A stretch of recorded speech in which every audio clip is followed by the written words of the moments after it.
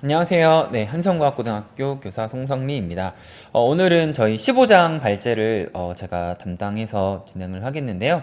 15장 전체에 대한 개념은 일단은 네, 선형회귀 문제입니다. 선형회귀 문제라고 하면 다들 아시는 것처럼 네, 어떤 점들 사이에 이 점들을 가장 잘 예측하는 직선을 하나 잘 찾아내는 거죠. 그래서 보통은 여기 이 점에서 이 점까지 사이의 거리를 이제 모든 이 각각의 거리를 최소화할 수 있는 직선을 찾아내는 것이 이 선형회귀 문제의 핵심이 되겠고요. 여기에서는 책에서는 저희가 이거를 딥러닝으로 해결을 하는데 사실 선형회귀 문제, 특히 이렇게 그냥 정형 데이터와 관련되어 있는 선형회귀 문제의 경우에는 딥러닝보다 더 그 디시전 트리, 그러니까 의사결정 트리 같은 그런 트리 계열의 알고리즘으로도 되게 정확한 예측도를 나타낸다고 알려져 있어요. 물론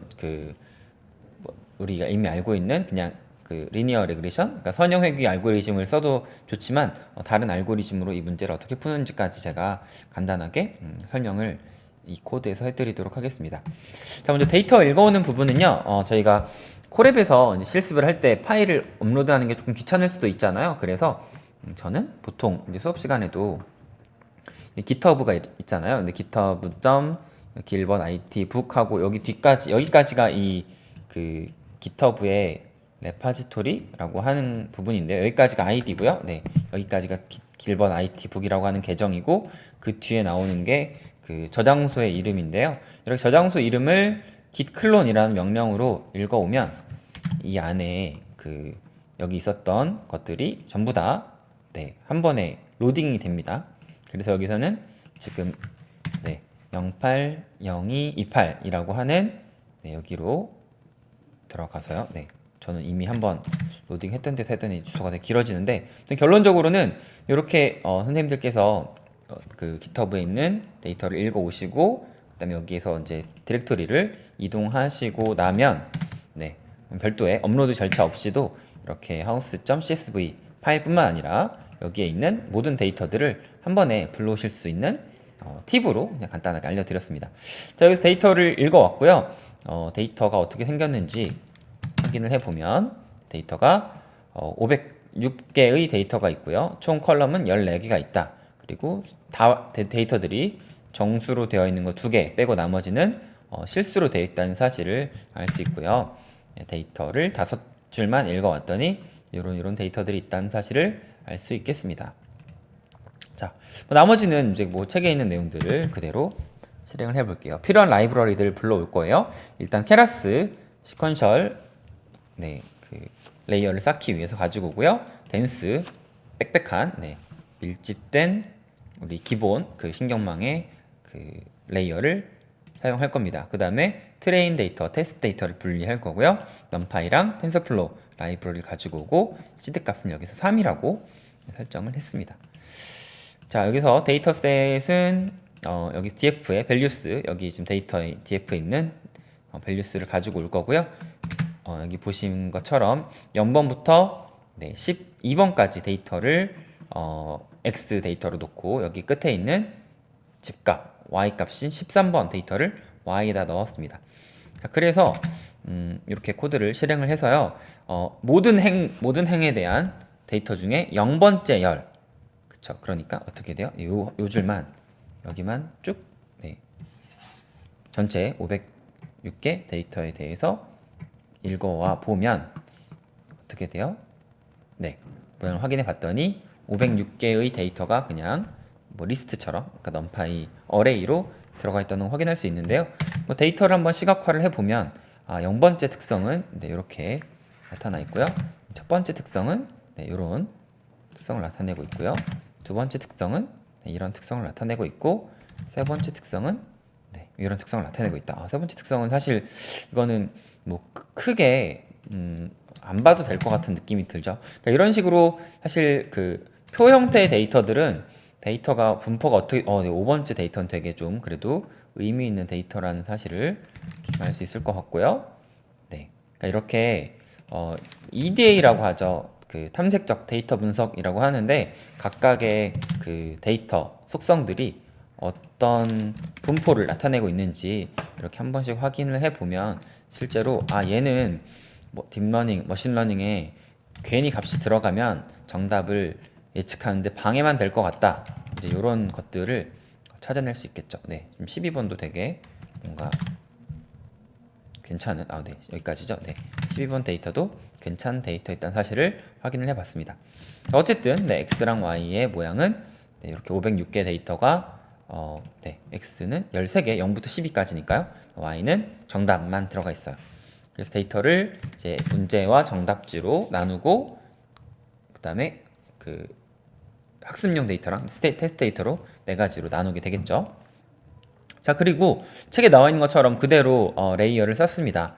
30개의 댄스 레이어와 6개의 딘스 레이어를 썼고요. 마지막에는 이게 우리가 회귀 문제이기 때문에 정답이 하나만 나오죠. 분류 문제가 아니니까 마지막 레이어는 네, 한 개만 넣게 됩니다. 자, 인풋 데이터 13개 데이터고요. 액티베이션 펑션은 별 고민 없이 렐루를 쓰면 되겠습니다. 그 다음에 이 모델의 정확도를, 그러니까 이 모델의 로스를 판단하기 위해서는 민 스퀘어드 에러, 그러니까 앞에서 말씀드린 것처럼 이 우리가 예측한 요 그 정답과 오차 간의 그냥 거리를 제곱을 해서 그냥 평균으로 평균 제곱법을 가지고 이 오차를 계산을 하는 모델을 만들었습니다. 모델의 서머리를 보시면 이 모델의 파라미터는 총 613개라는 사실을 알 수 있죠. 마지막 7개인 이유는 여기가 네, 여기에서 이전에 6개의 층에서 이미 다들 잘 아시겠지만 6개의 레이어에서 마지막 출력 레이어로 각각의 웨이트들이 6개가 있고요. 여기에 바이어스가 하나 추가되기 때문에 마지막 레이어에는 파라미터가 7개인 거죠. 계산해 보면 되게 좀 재밌는 부분이 있더라고요. 네. 자, 그래서 613개의 파라미터를 지금부터 200번 에포크로 학습을 해 봅니다. 네. 금방 학습이 되어서 네, 결과 보시죠. 근데 되게 재밌는 사실은요. 제가 할 때마다 되게 다 똑같은데 첫 번째 학습할 때는 제가 꼭 되게 로스가 엄청 높게 나와서 쓸 수가 없겠더라고요. 네, 그래서 두 번째 네, 얘가 아니네요. 네, 죄송합니다.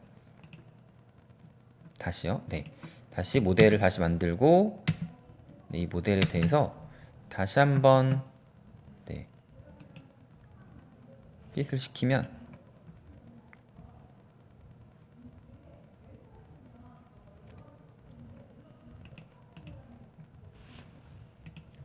죄송합니다.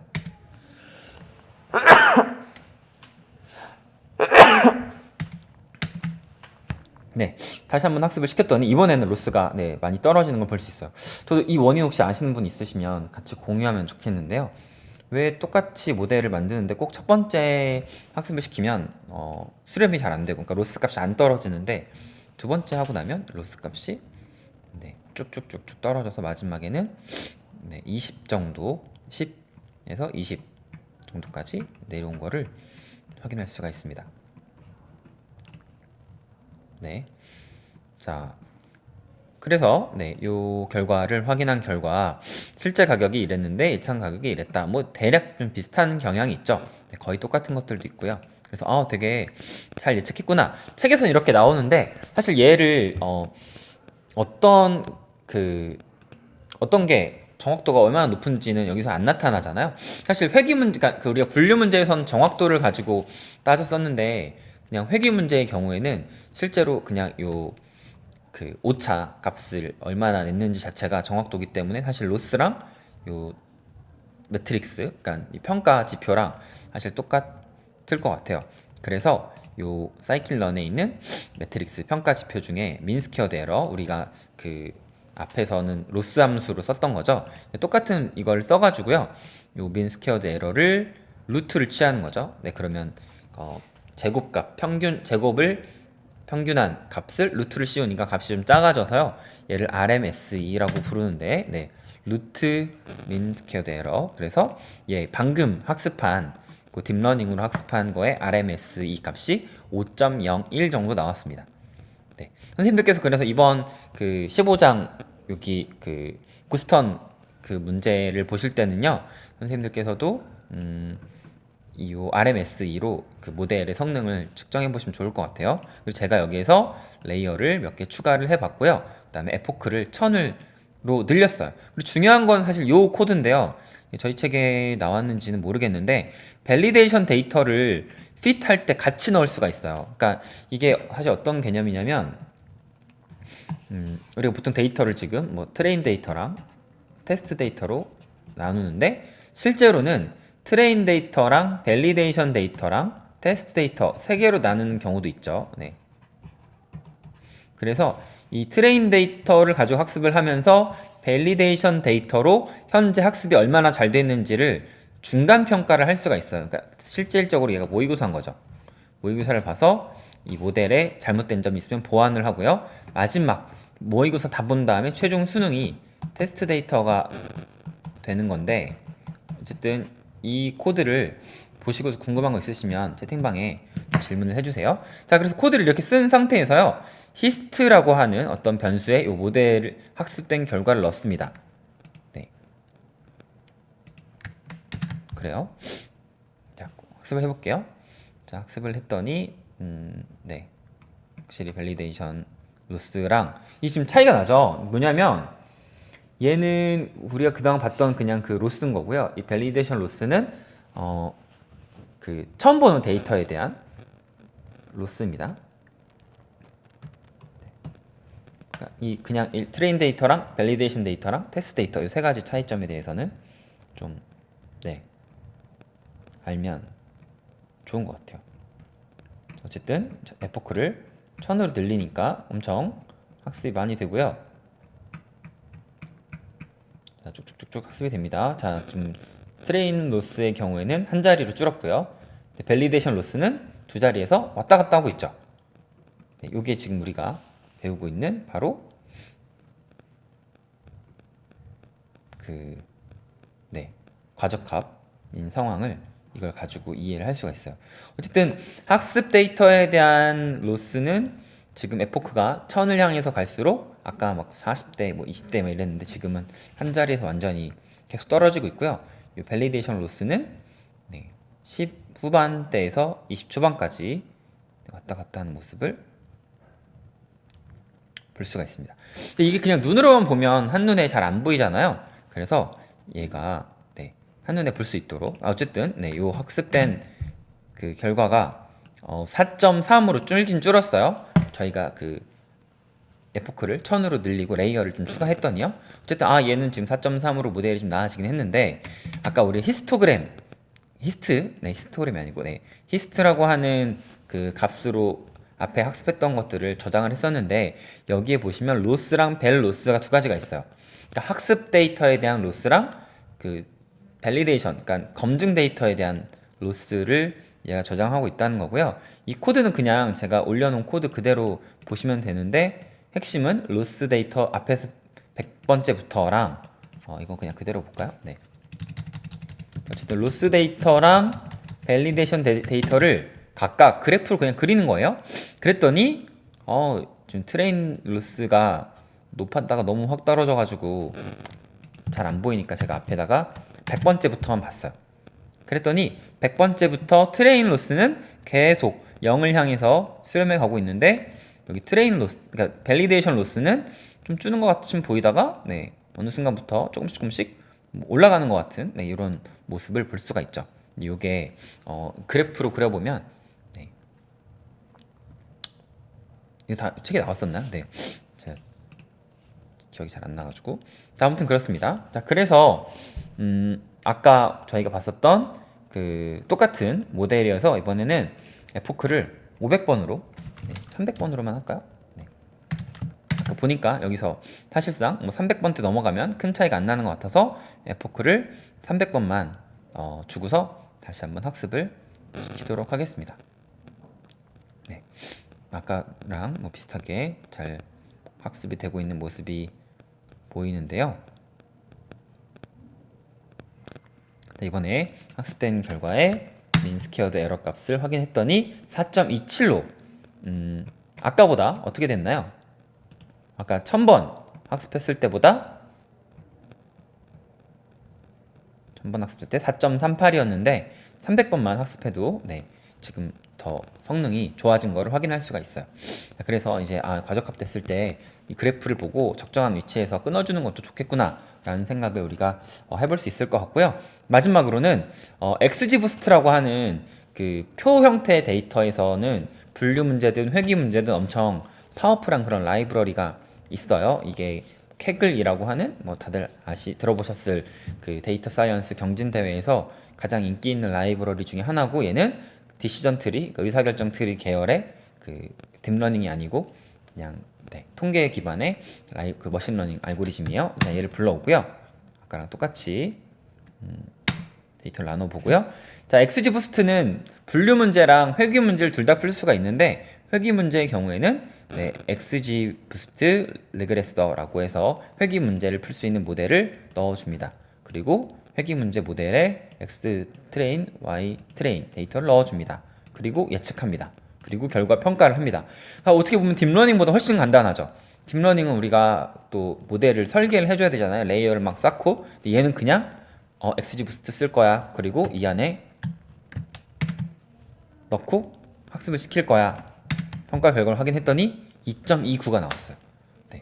이 문제의 경우에는 딥러닝보다 이 XGBoost로 푸는 게 훨씬 더 효과적이라는 사실을 우리가 이 코드를 통해서 확인을 해봤고요. 그래서 모든 문제에 딥러닝이 적합하지 않은데, 특히 표 형태 데이터에서는 딥러닝이 적합하지 않을 수 있다. 특히 데이터가 많지 않은 상황에서는 딥러닝보다 다른 형태의 머신러닝 알고리즘이 효과적일 수 있기 때문에 항상 딥러닝이 최선은 아니다. 이런 걸 말씀을 드리고 싶었습니다. 여기까지 해서 15장 그 집값 예측 문제를 간단히 살펴보았고요. 궁금한 거 있으시면 질문해 주시면 감사하겠습니다.